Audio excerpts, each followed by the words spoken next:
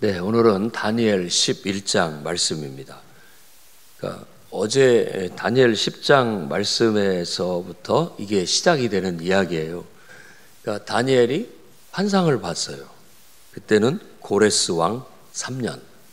고레스, 그러니까 메대 왕국 다음에 이제 바사 왕국이 이제 통치하던 시대, 고레스가 이제 첫 번째 페르시아 제국의 왕인데, 그가 통치한 지 3년째 큰 환상을 봤는데, 그 환상이 전쟁에 관한 거예요. 전쟁. 그 지역에 일어나게 될 전쟁에 대한 환상을 보고, 어떤 전쟁에 대한 그 막연한 환상을 보면서 그가 식음을 전폐하고 다니엘이 21일 동안 기도를 한 게 바로 그것 때문이에요. 그거에 대해서 더 알고 싶어가지고, 전쟁에 대한 그 계시를 더 알고 싶어가지고 기도를 드리게 되는 겁니다. 그러니까 3주 동안을 거의 먹지도 못하고 그저 하나님 앞에 매달려서 간절히 기도를 했던 것이죠. 그러다가 뭐 쓰러지기도 하고, 또 정말 예수 그리스도와 같은 분, 어떤 천사 같은 분이 와가지고 이렇게 어루만져서 다시 일어나기도 하고, 다시 힘을 얻어서 결국은 정신을 차리고 이 천사가 와서 해석해주는 그 해석을 듣게 됩니다. 그 해석이 지금 10장에서부터 이어져서 지금 11장으로 쭉 이어져 나아가는 내용이라고 할 수 있어요. 그래서 이걸 그 중동에 있는, 그러니까는 바벨론 제국, 그 다음에 일어나는 페르시아 제국, 그 다음에 헬라 제국, 그 다음에 일어나는 로마 제국, 이런 역사를 좀 알면 이게 뭘 암시하고 있는지가 이렇게 쭉 보여요. 암시하고 있는. 그러니까 다니엘은 벌써 미래에 일어날 일을 어떤 거룩한 분, 그러니까 천사를 하나님이 보내줘서 그 천사가 앞으로 이런 큰 전쟁이 이 하나님의 백성, 또 예루살렘, 이 예루살렘의 성전과 하나님의 백성을 중심으로 해서 이 전쟁이 벌어지게 될 것이다 라는 거예요. 근데 사실 우리도 그렇지만 저 머나먼 땅에서 전쟁이 일어나는 거면 우리는 아무 피해가 없기 때문에 아무 상관이 없잖아요. 근데 우리 근방에서 전쟁이 일어난다면, 그리고 그 전쟁이 결국 우리에게 피해를 준다면, 그것은 우리가 심각하게 생각해야 할 문제인 거잖아요. 그래서 지금 이런 전쟁에 대한 계시가 결국은 하나님의 백성, 거룩한 하나님 백성들과 연관되어져서 큰 환란이 닥치게 될 것이다 라는 것을 암시적으로 말해주고 있기 때문에 이 환상이 다니엘에게 있어서는 굉장히 고통스러운, 괴로운 계시고 환상인 거예요. 그러니까 요한도 반모섬에서 똑같이 다니엘처럼 이런 환상을 보면서 미래에 일어나게 될 전쟁을 봤습니다. 다니엘이 본 전쟁도 마치 이 땅에 있는 제국과 제국의 전쟁, 제국과 제국의 전쟁이었는데, 나중에 쭉 가보면, 후반부에 가보면 그 제국과 제국의 전쟁이 마치 이제 하나님과 하나님 백성과 하나님 백성과 사탄과 세상, 사탄의 군대와의 전쟁처럼 이렇게 비화가 돼서 영적인 전쟁으로 치러지게 될 것이라는 걸 보여주고 있는 거예요.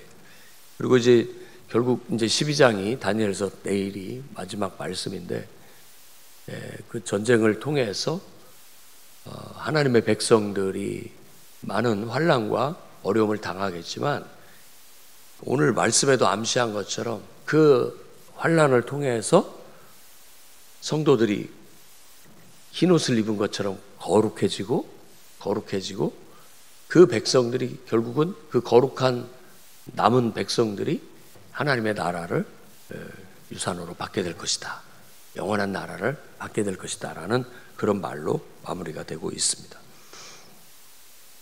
그래서 전사 다니엘이 21일 동안, 우리가 지금 다니엘 기도를 하고 있잖아요. 그게 어제 10장 말씀에 나온 이야기를 모토로 해서 하고 있는 거예요.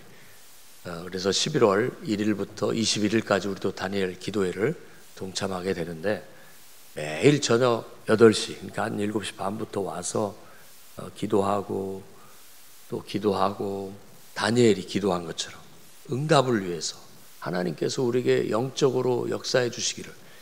그러니까 다니엘의 마지막 때 노년에 이제 천국 가기 전에 관심사는 이 세상이 어떻게 될 것인가, 하나님의 백성들은 앞으로 어떻게 될 것인가에 대한 궁금증이었던 것 같아요. 그리고 그것을 알고 싶어서, 다니엘이 지혜로운 자고 영적인 자였는데 그걸 알고 싶어서 골똘히 집중해서 기도하고 기도했더니 하나님께서 천사들을 통해서 그 계시를 내려주셔가지고 미래에 되어질 일들에 대해서 보여주는데 큰 전쟁에 대한 환상을 보여주게 된 거예요. 그래서 바사 제국과 헬라 제국의 큰 전쟁을 봤어요. 근데 역사적으로 본다면 그런 일들이 실제로 일어났죠. 그래서 헬라 제국이라고 한다면 알렉산더 대왕이 그냥 이 페르시아 제국을 완전히 점령을 해요. 근데 그 전에 이 페르시아 제국의 네 번째 왕 아하수에로라고 해요.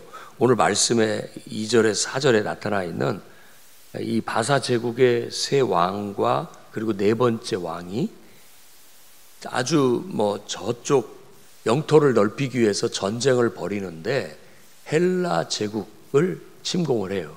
그러니까 우리가 말하는 그 마라톤 전쟁이라든지 펠라폰네스 전쟁이라든지 이런 것들이 다 이 페르시아 제국과 이 그리스와의 전쟁이었던 거죠. 그때는 그렇게 해서 이기려고 했지만 결국은 실패합니다. 실패하고 오히려 역으로 그 그리스 마케도니아에서 일어난 이 알렉산더 대왕이 결국은 그 세력을 떨쳐 페르시아 제국을 완전히 점령을 되게 되는 거예요. 근데 그런 이야기들이 지금 암시적으로 쭉 이야기를 하고 있는 거예요. 그리고 이 알렉산더는 일찍 요절을 하게 되고 그의 장군 4명에 의해서 그가 점령한 영토가 쪼개져서 다스리게 되는데 오늘 말씀에서 나오는 북방왕과 남방왕은 이 북방왕은 그러니까 지금 말하자면 이란, 이라크, 시리아 그 북쪽에 있는 거기를 중심으로 해서 이루어진 왕국 셀루코스 왕조, 셀루코스라는 사람에 의해서 세워진 왕조가 북방에 있고, 남방 왕이라고 하는 것은 이집트를 중심으로 해서 프톨레마이오스 혹은 프톨레마이라고 하는 프톨레마이오스 왕조가 있어요. 그러니까 초기에는 남방 왕이 세력이 더 셌어요. 프톨레마이오스가. 그래서 이 북방 왕과 이 남방 왕은 계속해서 전쟁을 벌여요. 계속 세력 다툼을 하는 거죠. 근데 처음에는 남방 왕이 더 세력이 세가지고 지금 팔레스타인 지역이죠. 이스라엘이 있는 그 땅, 거룩한 땅이 있는 예루살렘이 있는 그곳을 점령을 했어요. 그때는 그나마 그 왕 괜찮게 있었는데 이제 북방 왕이 계속 남쪽으로 침공을 하면서 싸움을 걸어와서 결국은 이제 이 거룩한 땅 예루살렘을 그 북방 왕 셀루코스 왕조가 차지하게 되고, 여기서 21절에서 35절에 나오는 비천한 왕이 일어나 가지고 이 예루살렘 성전을 모독하고 제사를 금하고 거기에다가 멸망에 가증한 것을 세운 것에 대한 얘기를 해요. 이 말은 예수님께서도 마지막 때에 대한 예언을 마태복음 24장, 25장 할 때 언급을 했죠. 멸망에 가증한 것이 거룩한 곳에 선 것을 보거든 너희 정신 차려라 라고 그렇게 얘기하면서 그때가 예루살렘이 이제 다시 회파되고 멸망당할 때다 라고 그렇게 말하고 있는 거예요. 그러니까 헬라 제국 시대 때, 헬레니즘 시대 때 이 셀루쿠스 왕조 속에서 안티오쿠스 에피파네스 4세라고 하는 황제가 이 일을 벌인 거예요. 그래서 하나님의 백성들이 강하게 맹렬하게 일어나서 그 왕조와 싸워가지고 성전을 모독했던 이 셀루쿠스 안티오쿠스 에피파네스 왕조를 잠깐 몰아내고 이 이스라엘에는 마카비 왕조가 세워지게 됩니다. 그러니까 그런 역사가 있는 거예요. 그걸 지금 다니엘이 이렇게 환상을 보고 천사를 통해서 그 되어질 일들을 지금 역사가 되어질 일들을 보여주고 있는 거예요. 그리고 예수께서 이 똑같은 얘기를 언급하신 것은 그 역사가 이 헬라 제국 때에도 일어났는데 로마 제국 때에도 똑같은 일이 벌어지는 거예요. 그러니까 이 다니엘서의 말처럼 반복되는 거예요. 반복. 그러니까 우리가 71회를 통해서 예언하는 것도 이 세 텀으로 나눠져서 다시 재건과 회복이 이루어지는가 하면 그 재건과 회복이 계속해서 평화를 유지하면서 쭉 나아가다가 꼭 마지막 때 이 사탄의 그 발악처럼 하나님의 백성들을 시험하고 환난에 집어넣게 되고, 하나님은 하나님 백성을 위해서 환난받고 있고 핍박당하는 하나님 백성을 위해서 그렇게 핍박을 주었던 세력들을 멸하심으로써 하나의 시대가 또 종결돼요. 그리고 난 다음에 또 다시 재건과 회복을 이루고 또 중흥을 이루면서 쭉 가다가 또 마지막 때 사탄에 의해서 시험하는 때 환난이 임하게 되고, 또 하나님은 그것을 멸하셔서 심판하시고, 이런 일들이 반복이 되는 거예요. 헬라 제국 때도 그런 일이 있었고, 그 다음에 로마 제국 때도 그런 일이 있었고, 이제 그 후에 다시 여기에서는 그 나머지 역사는 얘기 안 했지만 또다시 이런 일들은 또 반복될 거다. 그래서 몇 번에 걸쳐서 반복이 되다가 최종 마지막 이 어떤 우리가 신약 성경에 얘기한 것처럼 마지막 종말 때에 일어나게 될 하나님을 대적하고 하나님 백성과 전쟁을 하게 될 그 적그리스도가 등장하게 될 것이고, 그가 하나님 백성들, 교회와 성도들을 핍박하고 결국 하나님을 대적하게 될 것이고, 그 다음에 하나님의 심판이 임하게 될 것이다 라는 거예요. 그런 예언을 하고 있는 거예요. 그래서 우리는 지금 이 역사의 이 어떤 수레바퀴 속에서 어느 시대를 살고 있을까? 어느 시대를? 뭔가 우리 대한민국이나 또 세계적으로 봤을 때도 기독교가 막 선교가 이루어지고 곳곳에 교회가 세워지고 이렇게 성장하는 시기를 거쳐왔습니다. 역사 속으로. 우리나라도 복음이 들어와서 많은 교회가 세워지고 저와 여러분이 예수 믿게 되었잖아요. 이렇게 해서 쭉 잘 나왔어요. 그냥 어떤 중흥기를 이룬 거죠. 천년왕국을 지나듯이 아주 좋은 시절을 이렇게 보내고 있는 거예요.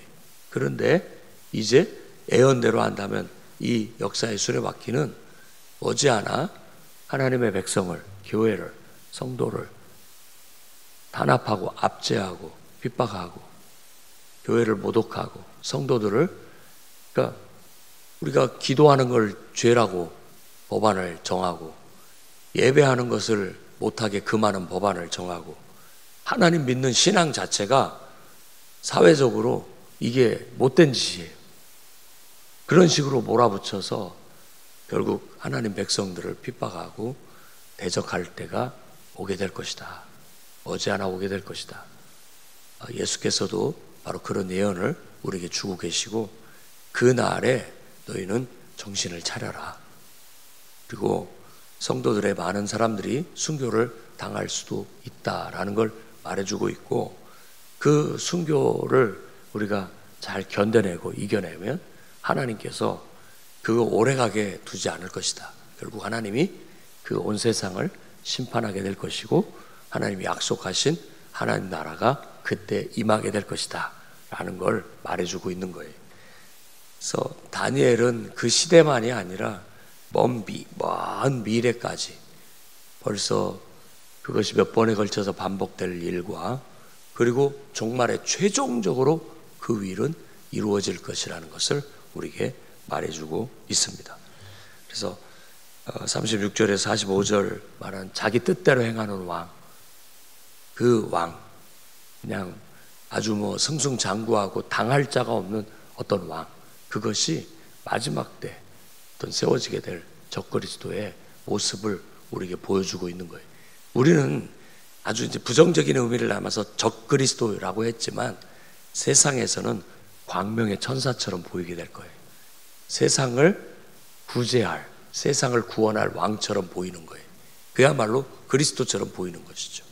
그래서 많은 사람들이 현혹돼서 다 넘어가게 될 것이고 그 통치자한테 잘 보여야, 그 통치자의 말을 잘 들어야 자기가 살 거라는 걸 알고 다 거기에 동조하게 될 거예요.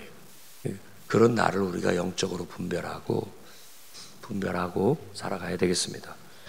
지난 토요일 날도 말씀을 드렸듯이 이러한 일들은, 이런 사이클, 역사의 수레바퀴는 개인적으로도 일어납니다. 내가 하나님을 믿고 은혜 받고 신앙을 시작해서 잘 지내다가 어느 날 사탄이 역사를 하면 시험이 오고 내가 핍박을 받고 환난을 당해요. 이때가 중요할 때예요. 지금 다른 모든 때보다도 다니엘이 강조하고 있는 게 그 시험의 때, 그 환난의 때를 견뎌내야 된다. 그래야 우리가 거룩해지고 흰옷을 입게 되고 그래야 하나님 나라에 갈 수 있다. 하나님 나라가 도래한다 라는 걸 말해주고 있는 거예요. 그래서 아마 여러분들도 그런 사이클을, 그런 순환을 몇 번 겪었을 수도 있어요. 살면서 은혜 받고 잘 나가다가 시험이 당할 때도 있고 다시 회복해서 다시 또 잘 가다가 또 어떤 어려움을 당할 때가 있고 그걸 또 이겨내면 또 그렇게 오는데 그걸 잘 이겨내야 우리가 거룩해지고 하나님 앞에 영적으로 성장하고 정말 하나님 백성답게 주님 앞에 설 수 있게 된다라는 걸 말해주고 있는 거예요. 그리고 역사적으로도 그런 일들은 이렇게 순환의 고리를 거치면서 가게 되는데 지금 이 나라도 또 세계적으로 봐도 뭔가 흉흉한 소문과 소문이 들리기 시작하고